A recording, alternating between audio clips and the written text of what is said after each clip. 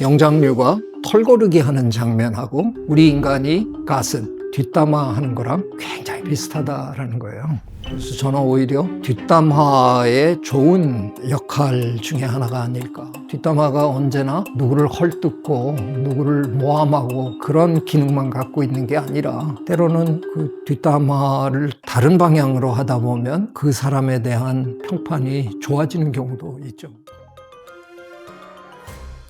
사람들은 왜 모이면 뒷담화를 하고 뒷담화만큼 또 재밌고 흥미로운 게 또 없잖아요. 이게 이유가 있을까요? 뒷담화를 영어로는 가십이라고 하거든요. 가십에 대한 연구는 진화생물학에서 상당히 오래 했어요. 제가 던바의 수에 대해서 얘기를 했었잖아요. 그러니까 우리 인간의 두뇌로서 사회생활을 하면서 얼굴과 이름을 매칭해 가면서 원활하게 생활할 수 있는 그 부족의 규모가 한 150명 정도 수준이라는 거죠. 그거를 관찰해낸 아주 흥미로운 연구를 해낸 양반이 로빈 던바. 그 양반이 가십의 진화라는 책을 한 20년 전 썼네요. 굉장히 재밌는 책이었어요. 그걸 어떻게 이 양반은 연결을 했냐면요. 우리 인간이 가십을 하는 이 장면을 영장류가 털고르기 하는 장면하고 딱 맞는 장면이라는 거예요. 침팬지나 그 원숭이들이 털고르기를 해주잖아요. 내가 이 원숭이랑 털고르기를 하고 있다? 그 얘기는 그 둘 간의 유대관계가 남다르다라는 뜻이거든요. 이 관계가 그들의 영장류 사회에선 굉장히 중요한 사회 구조거든요. 털고르기를 서로 해줄 수 있을 만큼 충분히 가까운 그런 유대 관계를 쌓을 수 있는 상황을 설명하는 거라는 거예요. 그게 우리 인간이 가슴, 뒷담화 하는 거랑 굉장히 비슷하다라는 거예요. 어쩌면 유대라는 차원에서는 상당히 비슷한 면이 있지 않겠느냐 하는 거죠. 우리 인간의 뒷담화의 경우에는 그 대상이 눈에 보이면 안 되잖아요, 우리는. 없어야 우리는 하는 거란 말이에요. 표현을 막 그렇게도 하잖아요. 뒷담화를 깐다라고도 표현을 하잖아요. 그럴 수 있는 사이라는 건 그 둘이 가깝다라는 뜻이죠. 이 자리에 없는 누군가에 대해서 내가 이 사람하고 얘기할 수 있다라는 건 이 사람하고 나하고 그 정도의 얘기를 할 수 있을 만큼 충분히 가깝다라는 걸 의미하는 거죠. 근데 이게 우리 인간 사회에서는 언어의 발달 때문에 그 미세한 부분까지 거기서 조율이 다 되는 거잖아요. 그러다 보니까 모함을 하는 경우도 생기는 거고 있지도 않은 얘기를 만들어서 하기도 하고 인간만이 유일하게 언어를 가지고 뭔가 스토리를 얘기할 수 있는 동물이잖아요. 그래서 저는 두뇌의 진화를 얘기할 때 제일 먼저 진화한 두뇌는 생존의 두뇌라고 얘기하거든요. 어떻게든 살아남아야 되니까 위험을 피하는 그런 능력이라든가 먹을 걸 찾아내는 능력이라든가 먹이를 잡는 능력이라든가 이런 것들이 뇌작용 없이 벌어질 리는 없잖아요. 하다못해 뱀이 어디에 또아리 틀고 앉아서 뭐가 지나갈 때까지 기다리는 것도 자기 나름대로 여러 가지를 생각하고 그 자리를 선택하는 그것 자체가 일단 생각을 한 거잖아요. 그 다음에 진화한 거를 감정의 뇌라 그러거든요. 뭔가 느낌, 불편하고 미워하고 뭐 이런 감정. 그 다음이 생각의 뇌. 그래서 오래도록 저희 분야에서는 처음에는 생각의 뇌는 인간만이 갖고 있다라고 주장하던 분들이 계세요. 지금 뭐 그건 말도 안 되는 거고요. 거의 모든 동물이 어느 정도 수준의 생각의 뇌를 다 갖고 있을 거다. 그게 얼마나 고도화하느냐에 따라서 이제 동물 간의 차이가 있는 거죠. 거기서 지금 멈춰 있는데 저는 한 단계 더 설정을 제가 개인적으로 했거든요. 제가 그걸 설명의 뇌라고 이제 했는데 내 생각을 가지고 남에게 설명하는 동물은 없거든요. 우리가 아는 한. 근데 우리는 그 옛날 수렵 채집 시대 때부터 내가 이따만한 놈을 놓쳤다는 거 아니야 오늘. 그 옆에서 얼마나 컸는데 말도 못해. 내 키보다도 더 컸고. 구라의 뇌가 인간만이 갖고 있는 뇌거든요. 침팬지들이 모여 앉아갖고 오늘 내가 코끼리를 한 마리 때려 눕히려고 그러다가 내가 봐줬어 뭐 이런 얘기 안 하거든요. 인간만이 스토리를 만들어내고 그 스토리를 얘기하고 공유하고 거기에 호응하고 웃고 울고 이런 걸 한단 말이죠. 그러니까 뒷담화도 다른 동물들이 할 수 있는 뒷담화랑 호모사피엔스가 할 수 있는 뒷담화는 수준의 차이가 너무 큰 거예요. 그래서 라빈 단바의 털고르기 비유에서 시작은 하지만 인간의 뒷담화는 언어의 발달 덕택에 다른 차원으로 저는 넘어갔다고 생각하는 거죠.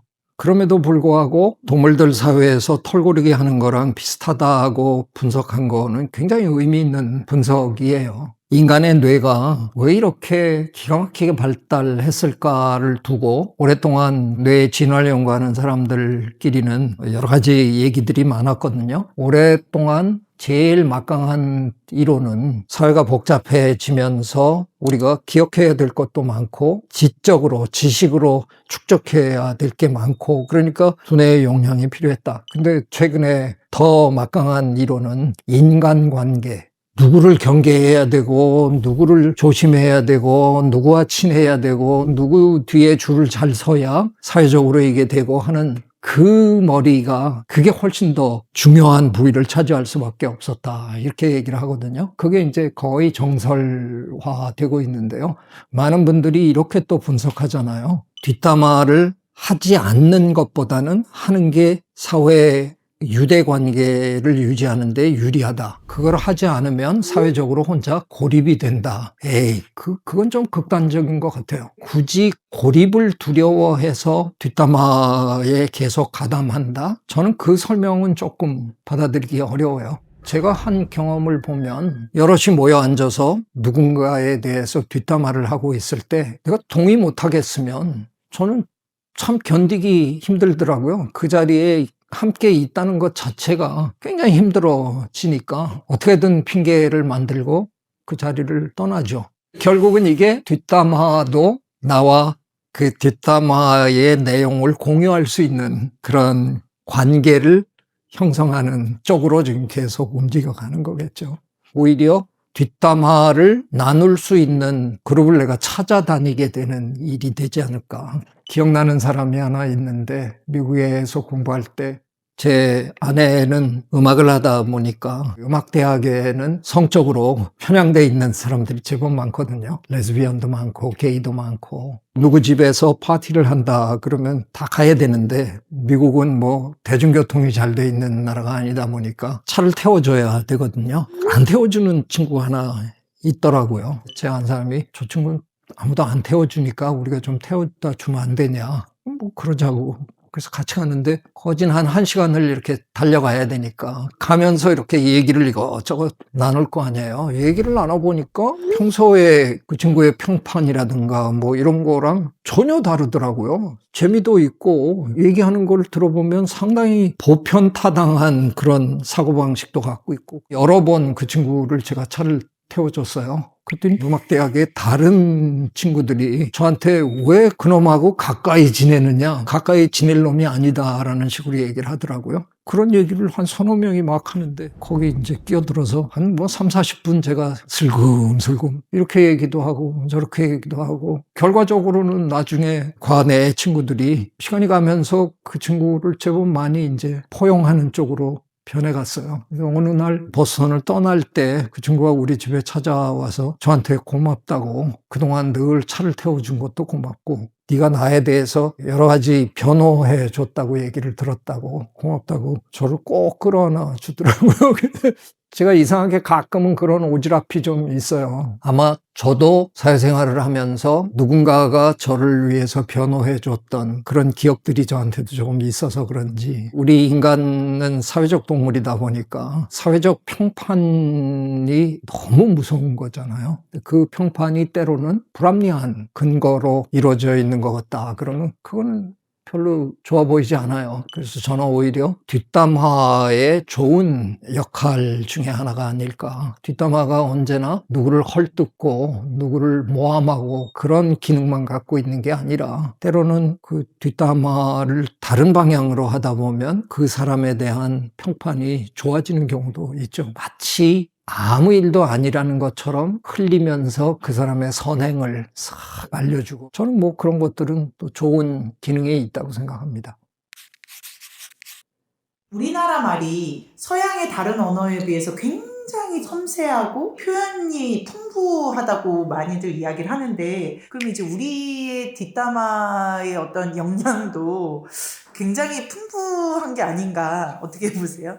그 참 재밌는 지적이네요. 우리말이 형용사가 영어에 비해서 훨씬 많이 발전한, 형용사, 부사 이런 게 훨씬 많이 발전한 그런 언어라고 그러잖아요. 그게 그럴듯한 이유가 있을 것 같아요. 유목생활을 하는 사람들은 어쩌다 다른 사람들을 만나게 되는 거잖아요. 아마도 그 상대를 파악하기 위해서 뭐 여러 가지 언어 발달이 있었겠지만, 우리처럼 한 지역에서 오래도록 지내면서 미묘한 인간관계 속에서 내 거를 어떻게 챙기고 거기서 내가 남보다 더 높은 지위를 차지하고 이런 게 달랐겠죠. 저는 그런 차이 분명히 있을 거라고 생각합니다. 근본적인 질문인데, 뒷담화가 왜 사람들이 재밌어 할까요? 일단 그 당사자가 거기에 없다는 게 우리로 하여금 무장해제를 시키고 아무래도 여러 가지 얘기를 할 수 있으니까 재밌을 수밖에 없겠죠. 제가 오늘 열심히 강조해서 자꾸 얘기하려고 그러는 게, 그게 너무 일방적으로 함께 하지 않은 그 누군가를 해치기 위한 방향으로만 흘러간다 그러면 이렇게까지 미묘하게 재밌게 발달했을까? 굉장히 다양하기 때문에, 그 본인이 없는 상황에서 나의 이득도 추구해야 되지만 내가 이 얘기를 해주고 있는 이 사람의, 그 사람과의 관계도 파악을 해야 되고, 이런 여러 가지 미묘한 그런 것 때문에 점점 고도로 이게 발전하게 되니까 그게 재밌는 거겠죠. 사실은 우리가 보는 드라마나 영화나 이게 사실은 다 뒷담화잖아요. 내 얘기도 아니고 내가 아는 사람의 얘기도 아니고 내가 모르는 누군가의 얘기잖아요. 소설도 그렇고. 그러니까 재밌는 거죠. 뒷담화는 아마 인류가 존재하는 한 절대로 사라지지 않을 그런 현상일 것 같습니다. 네, 제 주변에 아주 뒷담화 전문으로 하는 분들이 한둘 있어요. 그거 참 이상할 정도로 누가 없다 그러면 그냥 거의 자동으로 그 사람 얘기부터 시작하는, 가끔은 좀 듣기가 불편합니다. 그래서 어떤 곳에 이렇게 불려갔는데 뜻밖의 거기서 제 생각과는 많이 다른 그런 얘기들이 막 진행이 되면 자리를 피합니다. 그래서 뒷담화는 재밌긴 한데 또 피할 땐 피하셔야 된다. 네, 구독, 좋아요, I love you.